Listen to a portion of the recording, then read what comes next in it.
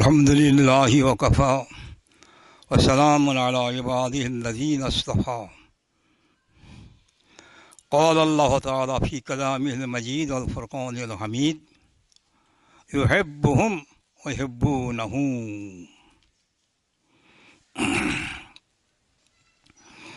গত 1 ডিসেম্বর বেলা 11টা থেকে কিছু সময় আমি একটা স্পেশাল মজলিস করেছিলাম। তাতে 20-22-25 জন লোক, আমাদের মজলিসের বিশেষ লোক হাজির ছিল। সেদিন আমার হাকিকাতের বয়ান ছিল। তো আমি তো হাকিকাতের বয়ান বহুদিন থেকে করে আসছি, বহুদিন থেকে।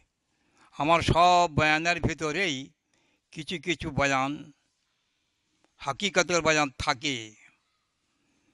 তো আসলে কথা হলো, সব মানুষের ভেতরে সমান যোগ্যতা নেই। ইস্তেদাদ জিনিসটা আলাদা, মানে পটেনশিয়ালিটিস ইনহারেন্ট। সবার মাথা সমান নয়, সবার ব্রেন চিন্তাধারা সমান নয়, যার ফলে আমার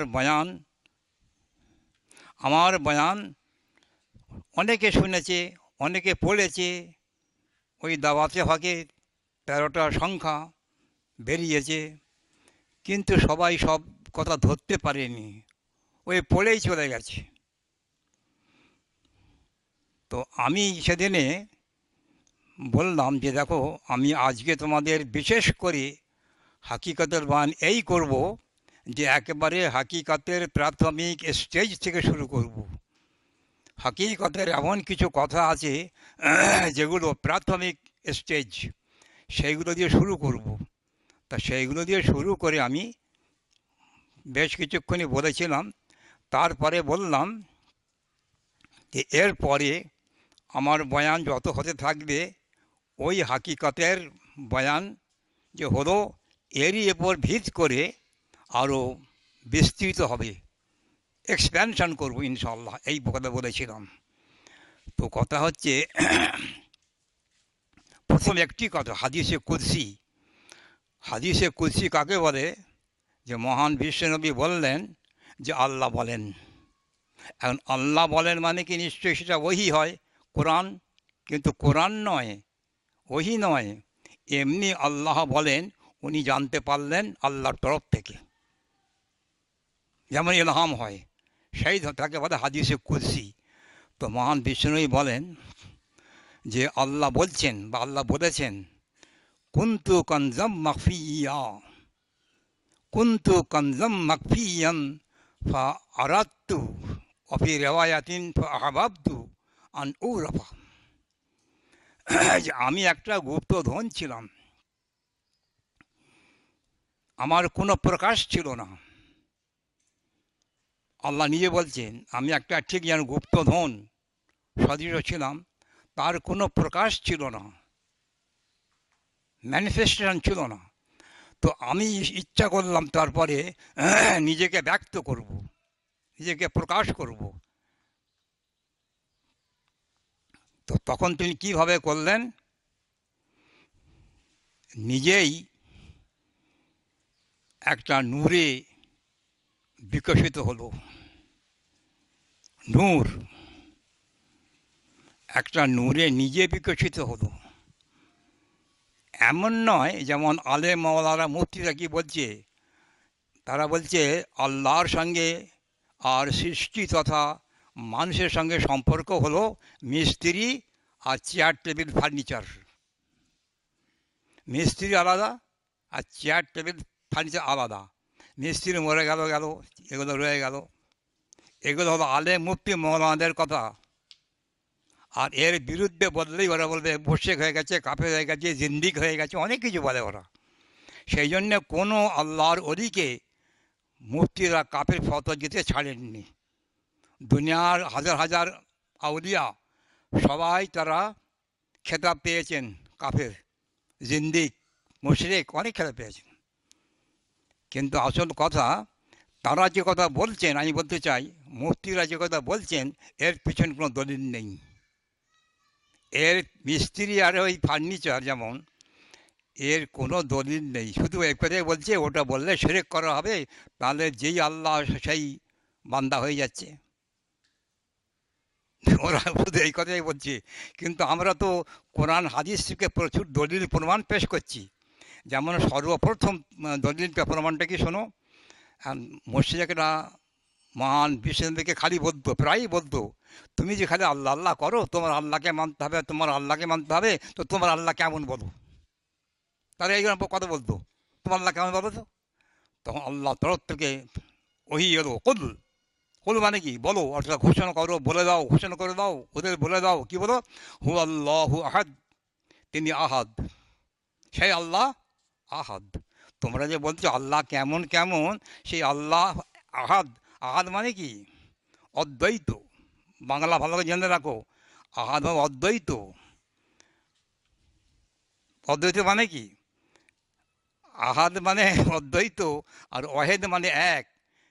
কুল হু আল্লাহু ওয়াহেদ, আল্লাহ বলেননি, ওয়াহেদ মানে এক হতো। সে এক তো সবই এক, সূর্য কটা এক, চাঁদ কটা এক, বলো, হিমালয় কটা এক, প্রশান্ত মহাসাগর এক, জুগনু কটা বলো, ইজাবুল কটা, সব এক তো। এক ছাড়া কেউ আছে, সবাই এক। তাহলে আল্লাহকে এক বললে কি তার কোনো এ হয়, তার গুণগান হয়, তাকে পরিচয় দেওয়া যায়? আল্লাহ পরিচয় পাওয়া যাবে না। আল্লাহর পরিচয় ওইখানে যে তিনি অদ্বৈত। অদ্বৈত মানে এটাই কি দিচ্ছে শোনো, এই যে হাতটা আছে, এ পিঠ এ পিঠ, স্রষ্টা সৃষ্টি একসঙ্গে গাঁথা, স্রষ্টা সৃষ্টি একসঙ্গে গাঁথা।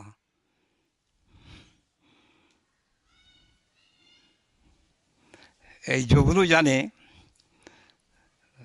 24 পরগনার কানখুদিতে পীর ছিলেন হযরত মৌলানা আব্দুল হামিদ হামিদ জালালি সাহেব। তো তার গজল ছিল, বাতি তো আলো নয়, তবে বাতি আলো এক নয়। এইভাবে, বাতি তো আলো নয়,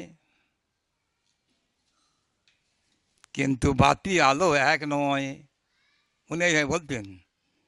আমার একটা গজল আছে না, কি বলা হচ্ছে, রসুল তো নয়কো খোদা, তবে খোদা থেকে নয়কো জুদা।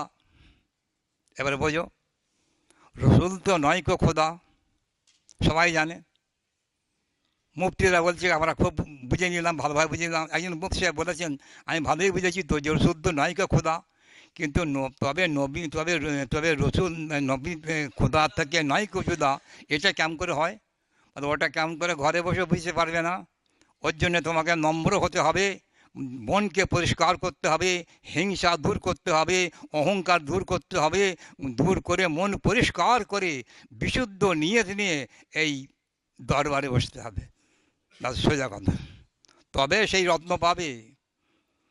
একজন আধুনিক শিক্ষিত ব্যারিস্টার ডক্টর স্যার ইকবাল, কত বড় কবি ছিলেন, তিনি বিলেত ফেরতা, তিনিও বলছেন,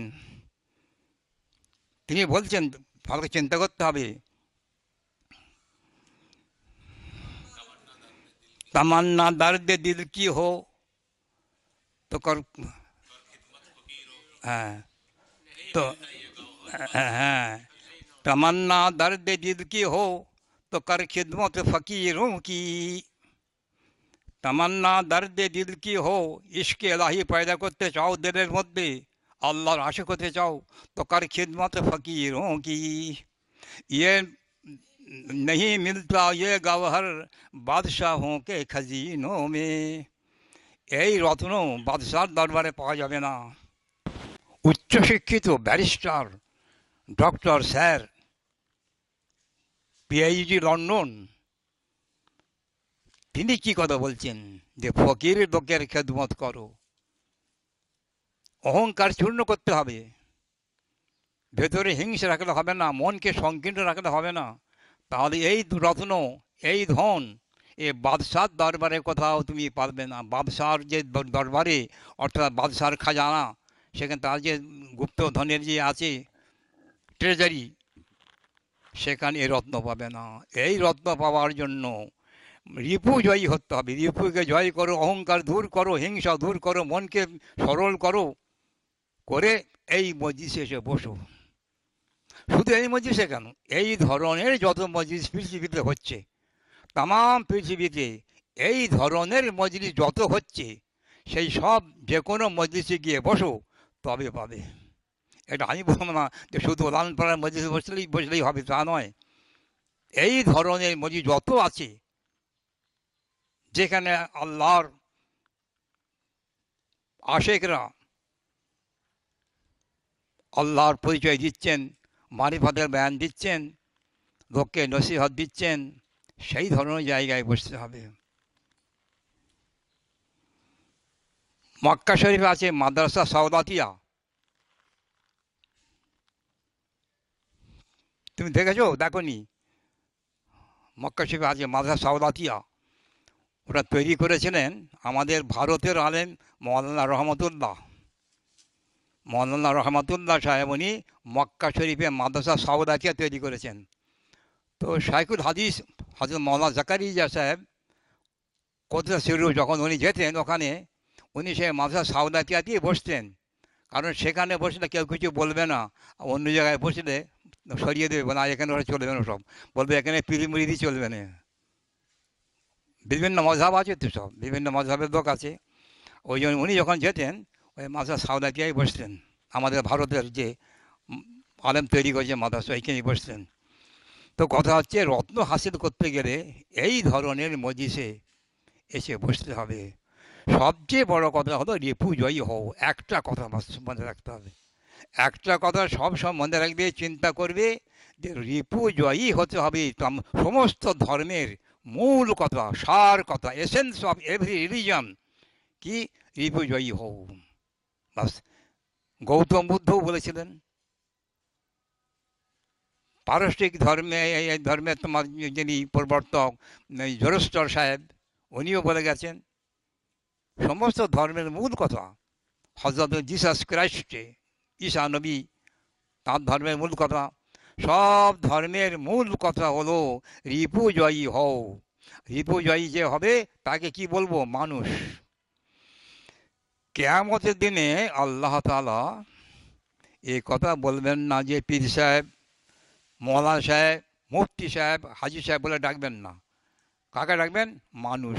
কোন মানুষ? রিপুজয়ী। যাকে বলে রিপুজয়ী তাকে কোরআনের পরিভাষায় বলে নফসে মুতমাইন্নাহ। ইয়া আইয়াতুহান নফসুল মুতমাইন্নাহ, হে নফসে মুতমাইন্নাহ, রিপুজয়ী অর্থাৎ মানুষ। ইরজিই ইলা রাব্বিকি রাদিয়াতাম মারদিয়া, ফিরে যাও, ফিরে যাও।